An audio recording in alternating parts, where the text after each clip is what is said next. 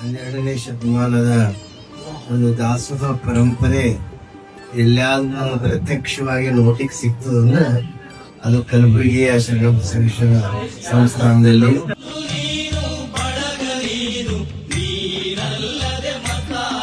ತಾಯಿಯವರ ದಾಸೋಹ ಕೈಂಕರ್ಯ ನೋಡಿ ಅಪ್ಪನವರ ಮಹಾದಾಸೋಹನೇ ಇಲ್ಲಿ ಕಣ್ಣು ಮುಂದೆ ಕಟ್ಟಿದಂಗಾಯ್ತು, ಹೃದಯ ತುಂಬಿ ಬಂತು.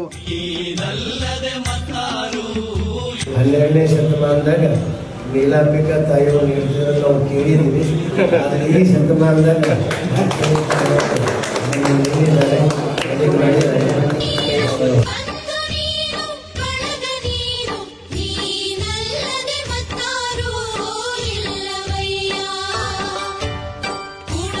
ಹಾಲಲ್ಲದ್ದು ನೀರಲ್ಲದ್ದು ನಿಮ್ಮ ಧರ್ಮ ಶರಣ ಸತಿ ಲಿಂಗಪತಿ ಹರ ರಮಾರೇ.